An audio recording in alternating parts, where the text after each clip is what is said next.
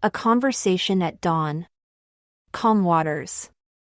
Summary. Oh, Raine lifted their gooey scar back up and strummed a gentle pattern. Luz did the same, pausing to think, I think I'd be okay if it was just that, because I have everyone here. But some kids really don't like me, and I don't know why. I didn't do anything to them, they won't even talk to me. Her voice grew a little louder than before and she quickly pressed a hand over her mouth, not wanting to wake Ida and King, who were still sound asleep upstairs. Or, Luz is having a hard time in school. Raine has an important conversation with her about it. Kind of a sequel to the story I'll link below, but you don't need to have seen that in your life to understand this story. Link will be in the description of this video for those just lightning. Notes. Work text. Raine often woke up in the middle of the night now. The slightest creak of a floorboard was enough for their eyes to shoot open in anticipation of a threat.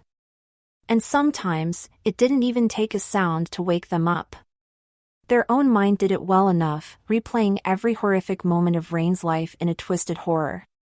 That night, Raine was woken up by a gust of wind from the window that Ida had left cracked in the night.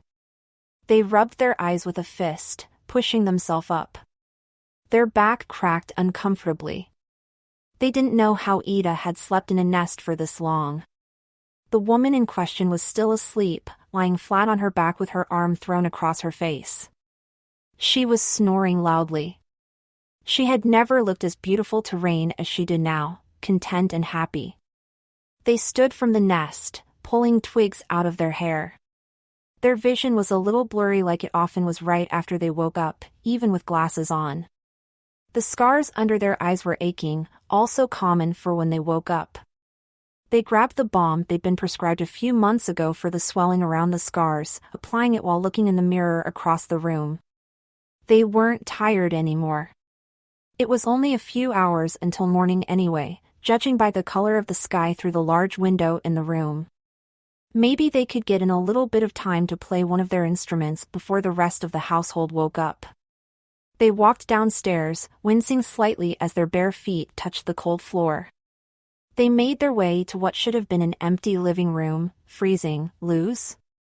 The girl in question was sitting on the couch in her pajamas, her knees pulled to her chest and her chin resting against them.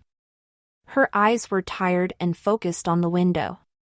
Oh, hey, Luz turned her head a few inches in their direction, her fingers digging into her pajama pants. Raine sat next to her. Raine had bonded very well with Luz and her brother once they started dating Ida and moved into the owl house. They were good kids. Raine would do anything for them. And they knew right now that something was wrong. It's not the weekend, they said. Why are you here? She shrugged, wiping a hand under her eyes and taking a few deep breaths. Raine remained sitting beside her. They weren't going anywhere. She shifted her position on the couch, letting herself lean back and tap her hands against her knees a few times. I didn't really want to be in the human realm, tonight, she finally said. Raine nodded. Fine. You can go up to your room, you know? You don't have to stay down here. I'm not really that tired. She shifted positions again, stopping her hands as they began to tap against her knees once more. Neither am I. Raine stood up. Well, if we're both awake and we're both not tired, we might as well do something, I can go get my gooey scars. You've been doing very well with the songs we've been working on. Luz nodded, her eyes brightening slightly. Camila had given her a guitar a few months ago for some holiday, and she'd been eager to learn. Upon realizing it was the same instrument as the Boiling Isles gooey scar, Raine had been happy to teach her. They left the room to get their gooey scars from their music room. Really, Luz just looked like she needed something to do with her hands right now. Said hands were always moving and active and needed something to constantly fiddle with. Luz was still on the couch when they walked back over and carefully gave her one of the two gooey scars they were carrying. She took it with a quiet, "Thanks, Raine," checking the tuning before beginning to play. Raine didn't recognize the songs she was going through. They were quiet and sad. They adjusted themselves to the tone, though, starting to play alongside her. Luz's playing was getting better every day, though she still frequently mixed up her hand positions or had trouble remembering how much force to use when pressing down on the strings. What was most important, though, was that she loved it. Her tense facial expression from before relaxed, a smile stretching across her face. She stopped playing after 15 or so minutes, setting down the gouache scar she had been holding. School's been kind of hard, to be honest.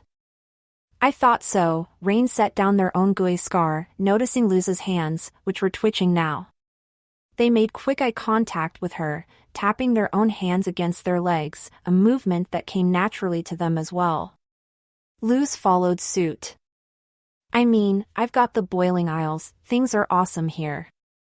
I have my friends and an amazing girlfriend, and my owl family. She smiled, looking out the window. But that doesn't always make school feel any less lonely. I have V, but I don't want to invade on her friend group and social life, you know? She's my little sister. Other than her and Mama, there's nobody. Oh. Raine lifted their gouache scar back up and strummed a gentle pattern. Luz did the same, pausing to think. I think I'd be okay if it was just that, because I have everyone here. But some kids really don't like me, and I don't know why. I didn't do anything to them, they won't even talk to me. Her voice grew a little louder than before and she quickly pressed a hand over her mouth, not wanting to wake Ida and King, who were still sound asleep upstairs. Raine stood up. Do you want to move outside?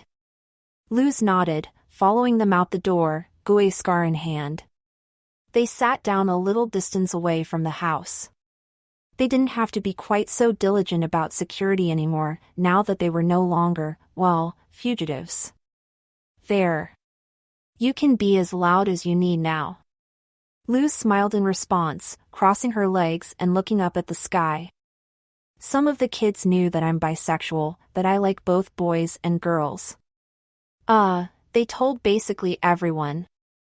I was already the weird kid, but now whenever I go into the girls' locker room everyone moves away from me. They make me close my eyes and change beside the sinks, or else they said they'd tell the teachers that I was looking at them. But I'm not. Luz's hand went to her hair, tugging frustratedly at it.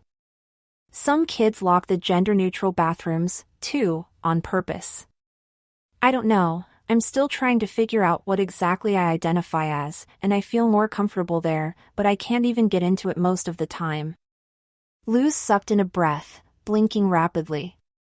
Raine gritted their teeth. Luz was one of the most friendly, good-hearted kids Raine had ever met.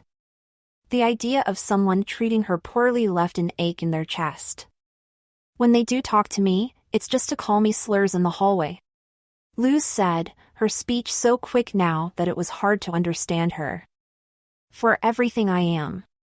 I know I shouldn't let it get to me, I'm not ashamed about who I am anymore, but it's so hard to hear everything they say almost every day. She broke off, sniffling and wiping her eyes, letting out a quiet laugh. Sorry. I shouldn't be crying. It's not anything compared to what everyone's already been through. Raine reached out, placing their hand on her knee and meeting her eyes.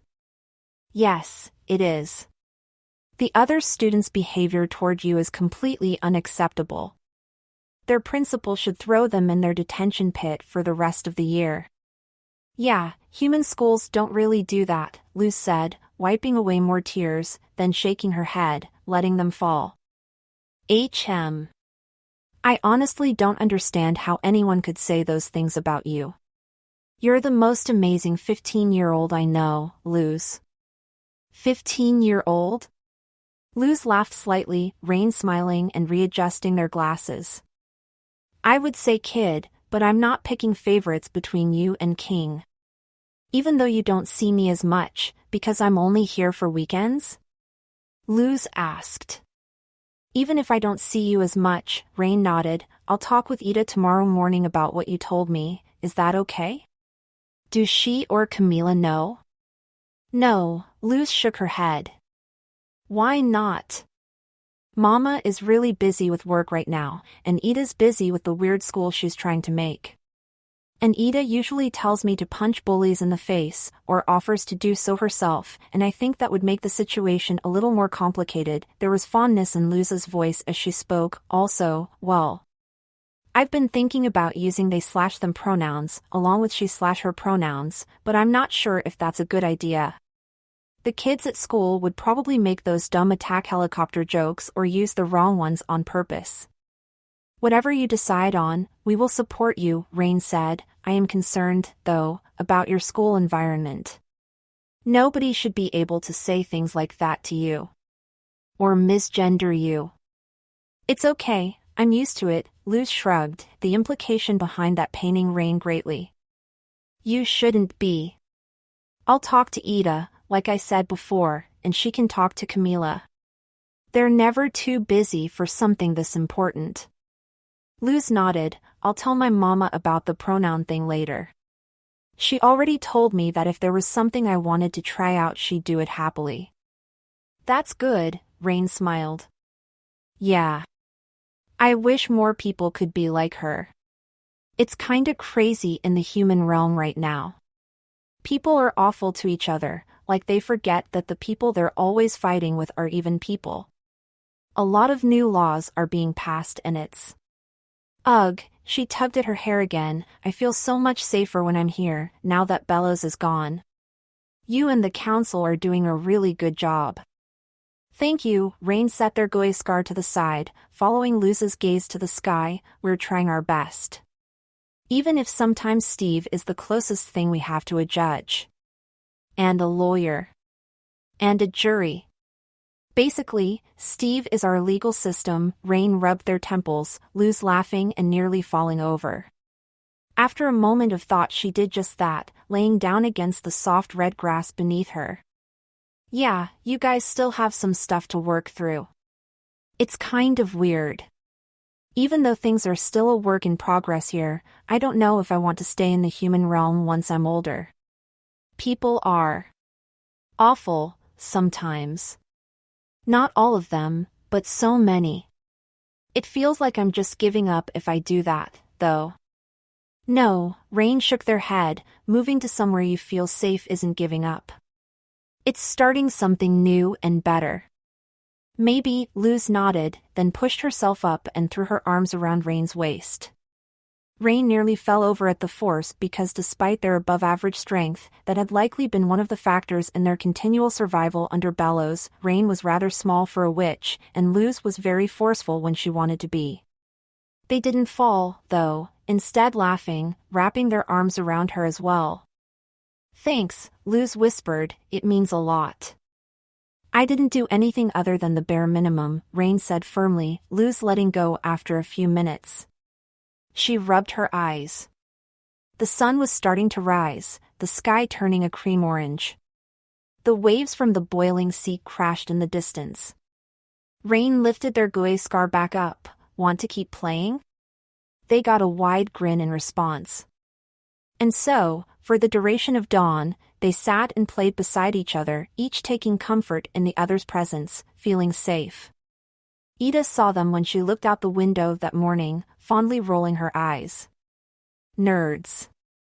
Notes, if it isn't obvious by now, Raine and Luz are my absolute favorite characters, though Ida and King are very, very close seconds. I wish we'd gotten to see more of these two communicating in the show. Thank you for reading, comments are appreciated, smiley face. I now have a form for any requests you have for this series. Feel free to leave whatever pops into your head and I'll write as many as I can. Form is also in the description.